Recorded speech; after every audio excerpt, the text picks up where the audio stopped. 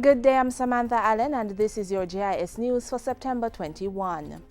The government is moving swiftly to beef up legislation to arrest the ongoing Lotto Scam. Speaking on a tour of sections of St. James on Thursday, Security Minister Peter Bunting said he would be pursuing amendments to the Proceeds of Crime Act through a ministerial order in a matter of weeks. There are others that will require a bill to be taken to Parliament. We hope to do that within a couple months.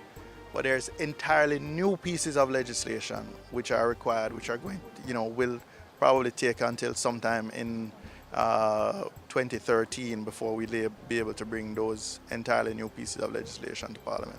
The government will also be amending the laws to include evidence from areas outside Jamaica so that persons involved in the scam can be convicted.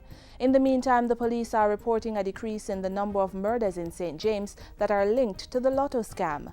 This is partly due to the 125 additional police and military personnel that have been deployed in the parish to help the St. James police. It's still early, but I anticipate if we can maintain that deployment over a sustained period, we will be able to normalize the crime situation, the violent crime situation in St. James for the time being. The government is demonstrating fiscal responsibility by keeping expenditure in line with the actual budgeted figure. Speaking at Wednesday's Jamaica House briefing, Minister of Finance, Planning and the Public Service, Dr. Peter Phillips, revealed that government expenditure is below target. Our expenditure is some 3.1% less than budgeted at this point, with interest payments being 2.7 billion less. Revenue and grants are, however, 1% below targets.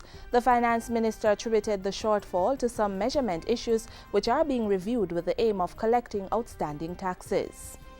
Thousands of Jamaicans will have easier access to high-speed internet service as the government rolls out an island-wide community access point and broadband network initiative.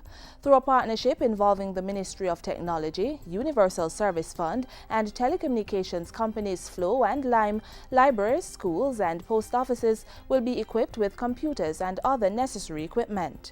We believe if more and more Jamaicans have the access, they will develop the solutions which can drive us up the information superhighway. We have to move beyond just the social means and use the internet for productive purposes and for business purposes. Minister Robinson was speaking at a recent JIS think tank session. So far, 26 libraries, 44 schools, and 31 post offices have been connected to the broadband service.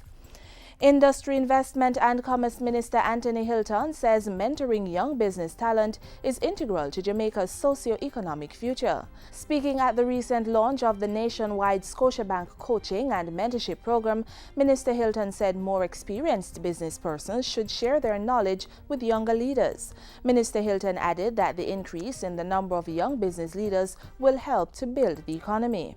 The entrepreneurial leadership offered by an increasingly younger age cohort is bold and visionary and will perhaps make the difference between whether the country gets over the hurdle that have stymied economic growth for over 2 decades or remains stagnant.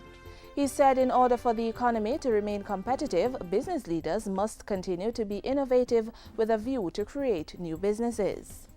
2 University of Technology students are proud recipients of scholarships from the Portia Simpson Miller Foundation. On Thursday, the Prime Minister, who is the patron of the foundation, presented the scholarships to the students.